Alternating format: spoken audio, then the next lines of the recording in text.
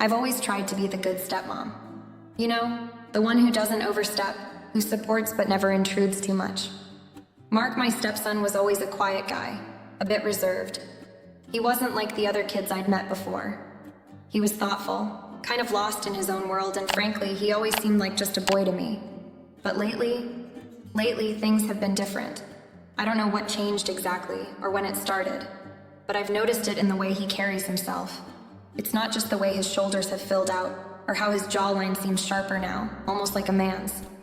No, it's more than that. It's his presence. I've caught myself staring at him in ways I shouldn't. I mean, I've always known he was growing up, but now it feels like I'm seeing him for the first time. And God, the way he walks into a room. It's the confidence he's gained over the past year. How he stands a little taller now, shoulders back. He used to slouch like most teenagers do, but now it's like he's grown into his body. And it's so noticeable. I try to brush it off, Tell myself it's just the normal course of growing up, that it's nothing more than a phase. But I can't help but feel a strange pull whenever he's around. The first time I really noticed it was the other day when we went out for lunch. Just the two of us, no one else around. And I think that's why I couldn't stop myself from noticing. We sat across from each other at a small cafe downtown, and it was like the world was a little quieter when I looked at him. I could see how much he's changed, how much he's become. He wasn't the skinny, awkward boy I remembered from a year ago. He was a man. His arms, stronger now, defined in a way they never were before. His face, handsome. Not just in a little boyish way, but in that way you see in guys who've really started to fill out. I wasn't prepared for it, honestly. He was just my stepson. But sitting there across from him, watching him talk, watching the way his eyes lit up when he spoke, something in me shifted. I could feel the heat creeping up my neck, and it was like I couldn't breathe for a second. When he laughed, it was different too. Deeper, richer. I swear it sounded almost like a man's laugh, not like that awkward, boyish giggle I was used to hearing. My heart skipped a beat and I told myself, no, this wasn't right. I was his stepmother. But that didn't stop the way my stomach twisted, the way my thoughts started to run away from me. His presence, it was magnetic. He wasn't just there anymore, he was seen. And I couldn't help but notice. I tried to make myself look away, shift my attention. But everything about him, his voice, his posture, even the way he dressed now, demanded my attention. And for the first time I wondered, was this how men like him made women feel? I felt stupid for even thinking about it, for even acknowledging that kind of attraction. But it was there, and it was undeniable. I couldn't let it show, of course. I'm married to David, his father, and I had no business feeling this way. But what was I supposed to do with this awareness that was creeping in? That my stepson wasn't the boy I thought he was? That maybe, just maybe, he was the kind of man I could see? It wasn't just his physical changes. It was the way he'd started to carry himself, the way he held my gaze now. It made my stomach flip. The more I tried to push it down, the stronger it felt. That day at lunch, when I smiled at him and he smiled back with that look in his eyes, like he knew something I didn't, was when I realized the shift had already happened. I didn't know how to react, but I couldn't deny that it was real. Mark wasn't a boy anymore. He was turning into the kind of man that women noticed, that I noticed, and that thought terrified me more than I'd like to admit. That evening after dinner, Mark came to me looking hesitant. I could tell he had something on his mind, but I couldn't quite place what it was. It was almost like he was trying to find the right words, or maybe he was waiting for me to say something first. But I didn't. I just looked at him, wondering if he'd say anything about the strange tension that had been hanging between us all day. I felt it in the air, this unspoken weight that neither of us dared to address. We both knew it was there. "Mom," he started, his voice unusually quiet, more serious than I was used to hearing. I raised an eyebrow, unsure of where this was headed. I wasn't his real mother, but I was the one who raised him since he was a little boy. It felt strange when he called me that, and a part of me always stiffened when I heard it. But tonight, it felt different, almost too intimate. He sat down across from me, his eyes avoiding mine for a moment as if he was gathering courage. I had no idea what was coming, but I could sense the gravity of it in the way his posture shifted, how he looked at me now. I've been meaning to talk to you about something, he said, still not looking me in the eye. I felt the hairs on the back of my neck rise. My heart rate picked up a little, and I suddenly wasn't sure if I wanted to hear whatever it was. But I didn't interrupt. I just nodded, giving him the space he needed to say whatever was on his mind. He took a deep breath and finally looked up at me. His eyes locked onto mine, and I saw something there. Something raw. Something unfamiliar. I've been thinking a lot about you, he said, his words careful but heavy. The confession hit me like a ton of bricks, and I almost couldn't breathe for a moment. My mind raced, my heart skipped a beat, and I wasn't sure if I was hearing him right. Thinking about me. In what way? His eyes were intense now, searching mine for something. Maybe reassurance, maybe permission. Not just, like a mom or whatever, he continued, his voice barely above a whisper. But as a woman. He faltered, taking another deep breath. I can't stop thinking about you, about how beautiful you are, and how I can't ignore it anymore. I felt a rush of heat flood my chest.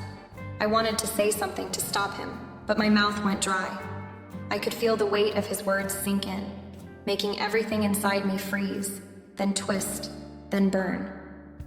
He was looking at me the way a man looks at a woman he desires, and for some godforsaken reason, I didn't look away.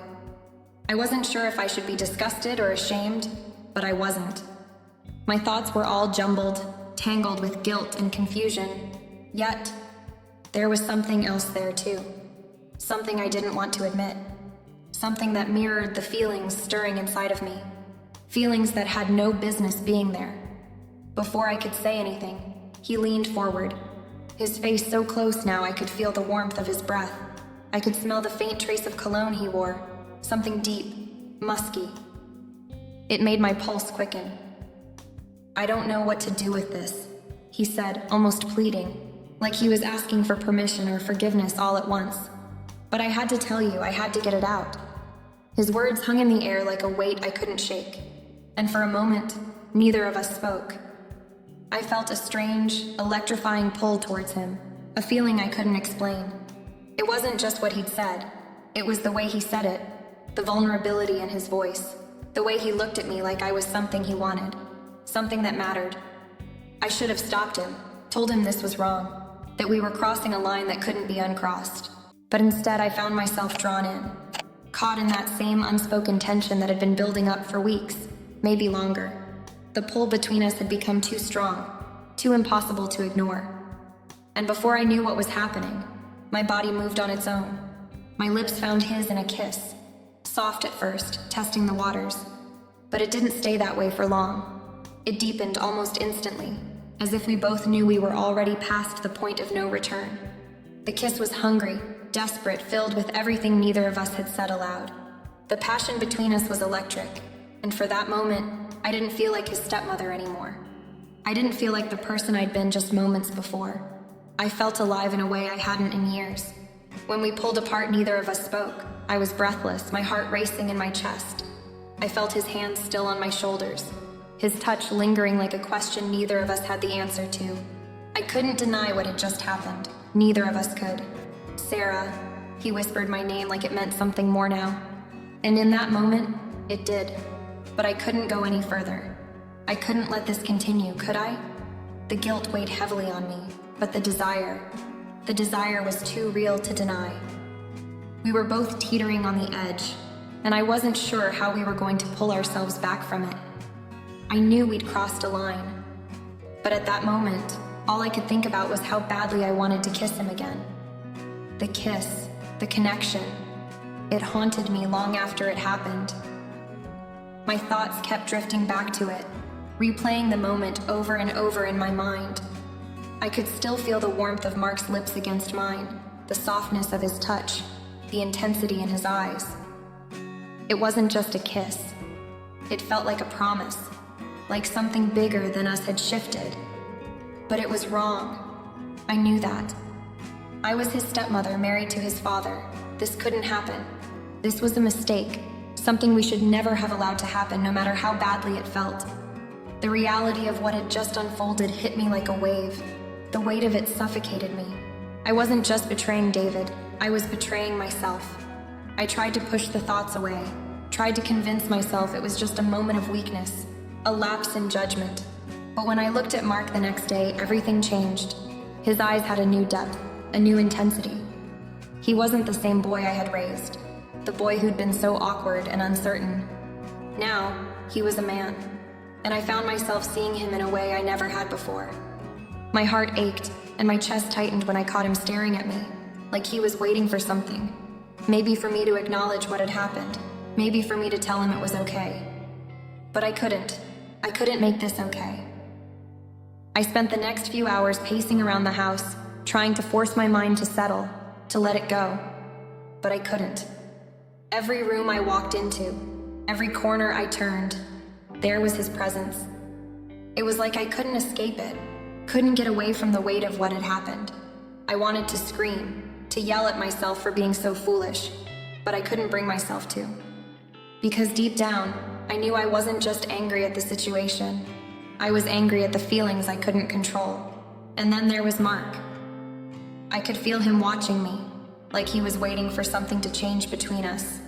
I could sense his unease, the way he was avoiding my gaze, yet lingering in the same spaces. The house felt different, colder, as if the walls themselves were holding their breath. The tension between us had become unbearable, thickening the air until it felt like we were both suffocating under its weight. The guilt gnawed at me. I couldn't look at him without feeling it. How could I? How could I betray my husband, the man I had spent so many years with, for a moment of weakness with his own son? It didn't make sense. It wasn't right. And yet, every time Mark came near, every time he brushed past me, I felt the pull again. It was stronger now, more undeniable.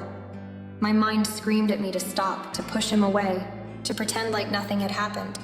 But my body couldn't seem to follow those commands. It wanted more. It wanted him. And the deeper I went into this spiral, the more I realized I couldn't just erase what had happened between us. It had already changed everything. What did this mean for us? For me? For my family? Could I ever go back to how things were before?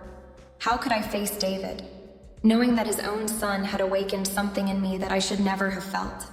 The weight of the choices ahead of me seemed too much to bear. But what was the alternative? To pretend it didn't matter? To pretend I wasn't feeling something for Mark that went far beyond what I should have felt? How could I deny that pull? How could I pretend like everything was normal when everything had shifted so dramatically in such a short time? I found myself trapped in the middle, torn between the man I loved and the son he had raised, now a man in his own right. What could possibly come of this? What should I do? I had no answers. No clear way forward. All I knew was that I was drowning in confusion, in desire, in guilt, and I couldn't figure out how to escape. Just as I was starting to feel the weight of everything crashing down around me, the door swung open. David, my husband, walked in with his usual tired smile, his coat slung over one arm. He hadn't noticed a thing. How could he? He was completely oblivious to the undercurrent that now pulsed through the house. But I wasn't so blind. The moment he stepped inside, everything changed. My heart raced. My mind screamed at me to act normal, to pretend that nothing had happened, but I felt like I was suffocating. Mark, too, didn't say a word. He just stood there, stiff and tense, eyes avoiding mine. He was trying to act casual, but there was no hiding the discomfort in his posture. I could tell he was just as aware of the situation as I was, and I couldn't stand it.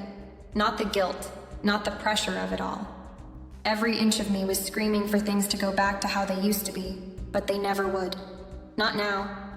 David, completely unaware, kissed me on the cheek and asked how my day had been. I barely managed to smile as I replied, my voice sounding so foreign to my own ears. I had to act like everything was fine, like nothing had changed, like nothing had ever happened between Mark and me.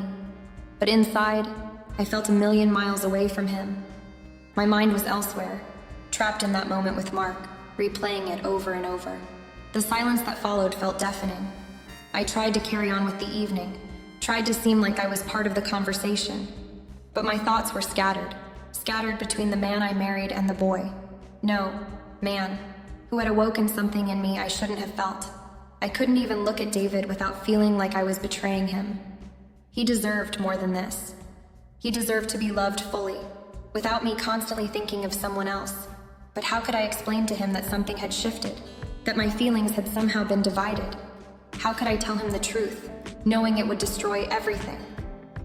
The air in the room grew thick with unspoken tension.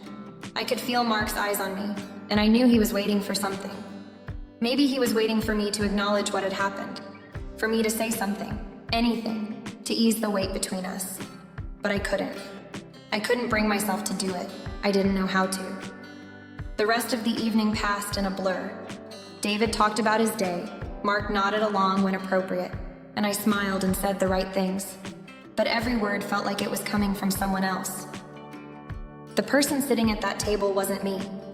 It was some version of myself trying to hold everything together, trying to keep the pieces from falling apart. But inside, I was falling apart. As I watched David settle into his chair, casually flipping through the newspaper, I couldn't shake the feeling that everything had already changed. That even though he didn't know, there was no going back. That even though Mark and I hadn't spoken since that kiss, everything was different now. It was as if a door had opened, and no matter how hard I tried, I couldn't close it again. I had no idea what the future held. I didn't know how to move forward, but I knew one thing for sure. I couldn't keep pretending, not for much longer. The days that followed were nothing short of suffocating. I tried so hard to push everything to the back of my mind, to focus on the usual rhythm of life, cooking, cleaning, making small talk at the dinner table. But nothing felt normal anymore. Every word, every glance exchanged with Mark felt loaded. I could barely breathe without the tension between us becoming unbearable. It wasn't just the silence, it was the heaviness of it all, the knowledge that we had crossed a line, and now there was no turning back. Mark and I avoided each other as much as possible, each retreating into our own corners of the house. When I did see him, my heart would race, but I couldn't let it show. He had become a stranger to me in some ways. And yet, at the same time, he felt closer to me than anyone else. His presence was almost tangible, like an electric current running through the room whenever we were in the same space. It was so difficult to act like nothing had happened, to pretend that we hadn't shared something so intense, something that was far more than just a mistake. It wasn't just me, though. I could see it in his eyes. Mark was struggling just as much as I was. He carried himself differently now, always on edge, like he was waiting for something, waiting for me to say something, to acknowledge what had passed between us. He wasn't the same quiet, reserved boy I had known. No, he was a man now, with a kind of intensity I had never seen before, and that made it even harder to ignore. The worst part was the guilt. I would find myself catching glimpses of him out of the corner of my eye, wondering if he felt the same way I did, or if he regretted it all. Sometimes I would catch him staring at me, but when our eyes met, he would quickly look away. It was like we both knew something, but neither of us dared to speak it out loud. David, meanwhile, was completely oblivious. He had no idea what was really happening between us, and I tried so hard to keep it that way. I wanted to protect him, to shield him from the storm brewing inside of me, but I was losing the battle. I couldn't stop thinking about Mark, about that kiss, about the way my heart had raced when he touched me. It was like a virus spreading through my thoughts, infecting everything I did. The more I tried to focus on David, the more I found myself drawn to Mark. I hated myself for it, honestly. I hated that I couldn't just forget it, that the past few days had left a scar on everything I touched. The house felt colder now, like the walls were closing in around me, and I couldn't escape the weight of it all. Every time Mark walked into a room, I felt it, the pull, the electricity between us. But I couldn't let myself act on it. I couldn't betray David, not after all these years. So I did the only thing I could do. I pushed my feelings down. I buried them so deep, pretending they weren't there. But no matter how hard I tried, it didn't work. I could feel it building up inside me, the tension growing every time Mark and I shared a space. There was no way to escape it now, and as much as I tried to pretend that everything was fine, I knew I couldn't keep this up forever. Sooner or later, something was going to have to give. It had been days since the tension began to suffocate me, And deep down, I knew that it was only a matter of time before it would all fall apart. The house, which once felt like a home filled with comfort and routine, now felt like a pressure cooker, simmering with everything we were too afraid to say. The walls seemed to close in, and I could feel my breath shortening with every passing moment. The weight of what had happened between Mark and me, the unspoken words, the undeniable pull we both felt toward each other. Everything was closing in on me, and I was starting to feel like I was suffocating under the pressure. Mark and I had tried to pretend like nothing had changed. After that night, the kiss we had shared, things were different, but we did our best to act normal. But it wasn't normal. Nothing about this was normal. Every glance, every brush of the shoulder, every fleeting second when our eyes met across the room, it all carried the heavy, unsaid truths we both wanted to ignore. It felt like a constant storm was brewing inside me, a quiet, painful storm that I couldn't escape. I couldn't keep pretending I wasn't affected, and I could tell that Mark was feeling it too. He was more distant than usual, his usual playfulness gone, replaced by a quiet intensity. We both knew it was getting harder to hide the truth. The thing was, I didn't know what to do about it. We had crossed a line, and now that line was haunting me, chasing me around in the dark corners of my mind, refusing to let me rest. I couldn't deny the desire that lingered between us. It had been building for days, maybe even longer than that. I kept telling myself that it was wrong, that I was married to David, and I had a family to protect. But the truth was, every time I looked at Mark, I felt my resolve begin to crumble. He wasn't the boy I had known anymore. He was a man. And not just any man, but the kind of man I had always been drawn to. Strong, confident, with a presence that was impossible to ignore. And worst of all, he was mine, my stepson. I knew it was a dangerous road, but a part of me couldn't stop wanting to explore it. That night, the weight of everything was unbearable. I had been trying to distract myself all evening. I spent hours in the kitchen, cleaning, organizing, trying to force my mind to focus on anything other than the storm of thoughts swirling around inside me. But nothing worked. My mind kept drifting back to him. It was late, well after dinner, when I found myself alone in the living room, curled up on the couch with a book that I couldn't even focus on. My thoughts were a tangled mess. Mark had gone to his room early, but I could feel his presence in the house, thick and heavy like a storm cloud hanging over everything. The air felt electric, charged with something unspoken between us. I could feel it as clearly as I could feel the beat of my own heart, steady and rhythmic, but growing stronger with each passing second. Then, just as I was about to set the book down in defeat, I heard it, a soft creak from the hallway. My heart skipped in my chest.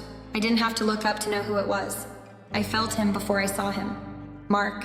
He had been lurking in the shadows, perhaps watching me, perhaps waiting for me to make a move. I slowly looked up, and there he was, standing in the doorway. His figure was outlined by the dim light from the hallway, but I didn't need to see him clearly to know the intensity in his eyes. He looked at me like he wanted something, like he had something to say, something that had been building inside him for days. His expression was serious, no trace of the casual, joking kid I had known before. He was all grown up now, and that realization hit me like a punch in the stomach. "I can't keep doing this, Sarah," he said quietly, his voice breaking the silence that had settled between us. The weight in his words made my breath hitch. He took a step forward, his movements slow, deliberate. "I can't keep pretending like nothing's changed. It's too much." I froze. I couldn't speak. The words stuck in my throat, lodged there like a heavy stone. He continued, his voice more intense, his gaze unwavering. "I've been thinking about this nonstop since that night, and I can't stop thinking about you. I know it's wrong. I know it's insane, but I can't help it." He looked down, taking a breath. "I want you, Sarah. I don't care anymore about the rules or the lines we're supposed to follow. I need to tell you that." The room felt smaller suddenly, the walls closing in around us. My heartbeat echoed in my ears. The words he had just said hung in the air like smoke, impossible to ignore, suffocating. I had never seen Mark like this. Never. He was so vulnerable, yet there was a rawness to him that was almost unrecognizable. I stood up slowly, my legs feeling weak beneath me. I opened my mouth, but no sound came out. There was nothing I could say to make it go away. There was nothing I could say to undo what had already happened, to take back that night we shared. But the guilt, God, the guilt. It was suffocating me. I loved David. I didn't want to hurt him. I didn't want to destroy everything. Mark stepped closer, his eyes never leaving mine. I felt the heat radiating from his body, felt the desperation in his touch when he reached out and grabbed my hand. "Sarah, please," he whispered. "I don't want to live like this anymore. I can't ignore what I feel for you, and I don't think you can either." A lump formed in my throat. I could feel the tears welling up in my eyes, but I refused to let them fall. I couldn't show weakness, not now, not when everything was on the line. "I can't do this," I whispered. But even as I said it, I knew it wasn't true. I knew I was lying to both of us. Mark's hand tightened around mine. "Yes, you can," he said. His voice was soft but firm. "We don't have to keep pretending. I know you feel it too. I know you do." I wanted to pull away, to run, to hide from the feelings that were threatening to consume me. But instead, I stood there, my hand in his, my mind racing with 1,000 different thoughts, none of them making sense. The tension in the room was unbearable. Neither of us knew how to take the next step, but we both knew there was no turning back. This was happening, it had already happened. And now we had to figure out how to navigate the destruction we had caused, how to make sense of the mess we had created. But the truth was, I didn't know what would happen next. Mark had spoken his truth, and I could feel the weight of his confession settling deep within me. I couldn't deny what was between us, but I couldn't find a way out of this mess either. And so we stood there, caught in the uncertainty of our own desires, not knowing what the future would hold, but unable to escape the gravity of what had already happened. We were both trapped, and I didn't know how long I could keep holding my breath before everything came crashing down.